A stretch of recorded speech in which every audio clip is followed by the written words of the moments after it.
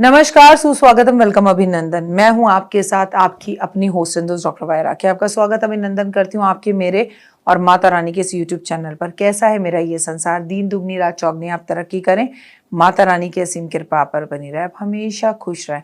आपको मैं एक बात बोलूं, पितृपक्ष सबसे खूबसूरत समय, इसे डरने की बिल्कुल भी जरूरत नहीं है। वो लोग जो हमें छोड़कर जा चुके हैं वो धरती पर आते हैं, उनका सानिध्य, उनका आशीर्वाद हमें मिलता है। कौन कहता है पितृपक्ष खराब है, कौन कहता है ये मत करो, वो मत करो, ये मत करो। सिर्फ उनको याद करो, सिर्फ जो टूटा हुआ है अंदर कुछ उन्हें बताओ, सिर्फ उनके लिए एक चमत्कारी रोटी बनाओ। जी हाँ, ये उनके लिए है जो मेरे चैनल पर अभी नए नए आए हैं और उन्हें चमत्कारी रोटी के बारे में नहीं पता हूँ कि ये रोटी खिलाओगे तो करोड़पति बन जाओगे। ऐसा कुछ नहीं है, ऐसा कुछ भी नहीं है। मैं आपसे सिर्फ इतना कहूंगी, मन को बड़ी शांति मिलेगी और इस संसार में रहकर अपने उन लोगों के लिए जिनकी वजह से हम इस संसार में हैं, उनके प्रति कुछ करने का मौका मिलेगा तो जरूर करना चाहिए। की हाल चाल है सोड़े हो? आप खुश रहें, मस्त रहें, बिंदास रहें, माता रानी की असीम कृपा आप पर बनी रहे। और सबसे बड़ी बात, आपके घर के पितरों को कोटि कोटि प्रणाम, सर झुका कर नमन। आपके पितर अगर आपसे नाराज हैं तो भी वो जल्द मान जाए, और अगर वो सही हैं, खुश हैं, तो आपको और भी भर भर कर आशीर्वाद दे। मैं आज आपको चमत्कारी रोटी बनाने जा रही हूँ जो कि हमें पितृपक्ष में आपको बनाकर रोज गौ माता को खिलानी है। हाँ, कुछ लोग हैं जिनके घर के आसपास गौ माता ना हो, कोई बात नहीं, आपको ये रोटी 7 सितंबर से लेकर 21 सितंबर तक बनानी है। इस बार पितृपक्ष 7 सितंबर रविवार से शुरू होकर रविवार को ही 21 सितंबर को खत्म हो रहा है। बहुत ही खूबसूरत समय होता है, ये पितरों का समय होता है। और 7 तारीख को पूर्णिमा भी है और 7 तारीख को ग्रहण भी है, ये बात बिल्कुल मत भूलिएगा। तो ये रोटी बनाने के लिए एक्चुअली हमें सामान क्या चाहिए वो मैं आपको बताती हूँ। सबसे पहले तो हमें 2 रोटियां चाहिए, जो नॉर्मल आटे की हमने रोटी बना रखी है। सो हम ये 2 रोटी लेंगे, देखिए ये एवरेज सिकी हुई है। उसके बाद हमें इसके लिए चाहिए 1 चम्मच, इसके लिए हमें चाहिए थोड़ा सा बूरा। बूरा क्या होता है आपकी भाषा में बता दूं कि जब हम चीनी को पीस लेते हैं और वो पाउडर फॉर्म में हो जाती है तो उसे हम बूरा कहते हैं। इसके लिए हमें चाहिए गाय का प्योर घी, ये भी ध्यान में रखिएगा। लेकिन इसके साथ याद रखिएगा कि ये 1-1 किलो अलग ले लीजिएगा, क्योंकि ये 15 दिन का जो पितृपक्ष होता है इसमें 1 किलो तो लग जाता है। मेरे घर में 3 लोगों के लिए बनती है, मेरे पतिदेव, मेरे बच्चे और मेरे लिए, तो हमारा 1 किलो लग जाता है। अगर आपके घर में लोग ज्यादा हैं तो ज्यादा लगेगा।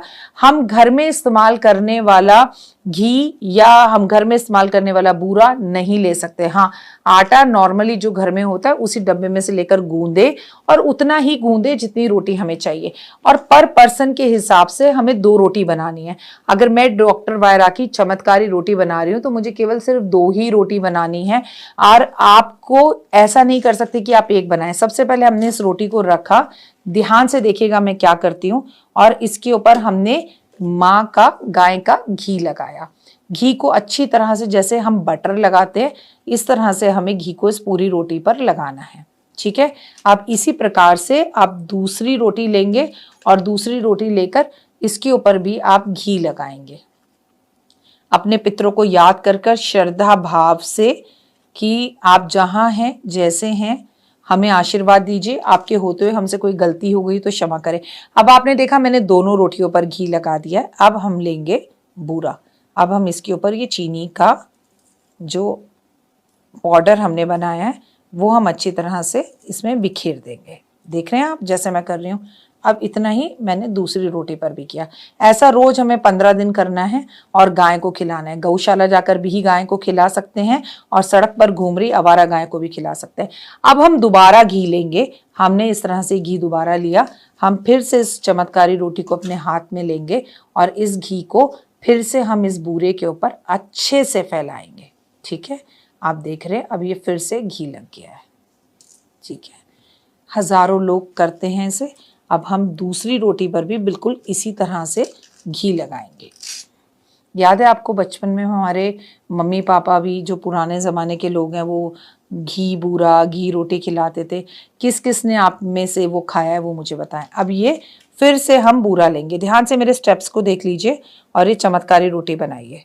और अब हमने इसके ऊपर फिर से बूरा डालना शुरू करा। अब हमने ये पूरी तरह से बूरा बना लिया। लो जी, बन गई ये हमारी चमत्कारी रोटी। अब हमने इस रोटी को इस तरह से मोड़ना है। दूसरी रोटी को भी हमने इस तरह से मोड़ना है।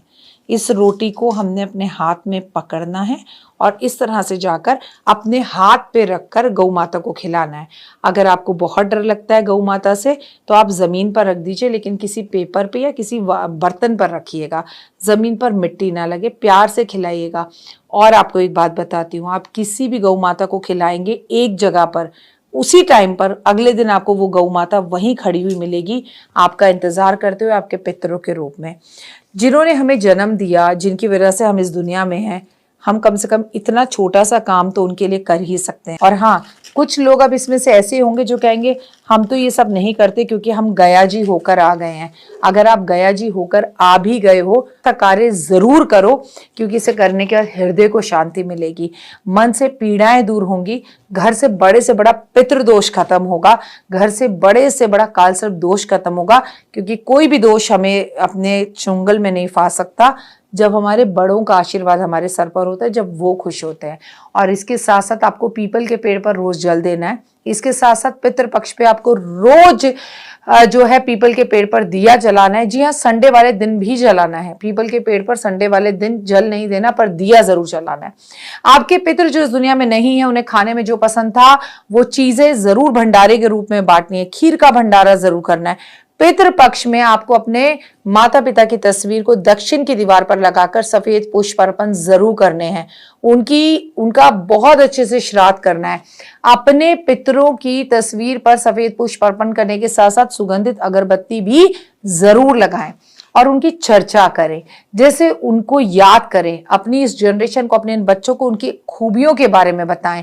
उनको याद कर कर रोज सुबह उठकर एक लोटा जल, इतना सा लोटा का जल रख लीजिए, जहां से आपके घर में पीने का पानी लेते हैं, चाहे वो आरओ है, चाहे वो नल का है, चाहे वो मटका है, चाहे वो बाल्टी में पानी आप रखते हैं, उसमें पानी लेके जब सुबह महिला उठे, नहाना धोना सब कुछ बाद में, पहले घर की मेन चौखट पर आपको एक लोटा जल अर्पण करना है। ये है श्राद्धों में किए जाने वाले चंद कुछ काम जो जरूर करने चाहिए। जय माता दी। तो देख ली वीडियो, कैसी लगी, पसंद आई? चलिए, हो सकता है किसी को पसंद ना भी आई हो, लेकिन अगर हृदय से आप इन उपायों को करेंगे तो आपका फायदा जरूर होगा। बहुत मेहनत करते हैं हम ये वीडियो बनाने के लिए, और मैं ही नहीं, सब। तो अगर अभी तक आपने मेरे चैनल को लाइक, सब्सक्राइब, शेयर नहीं किया है, जरूर कर लें।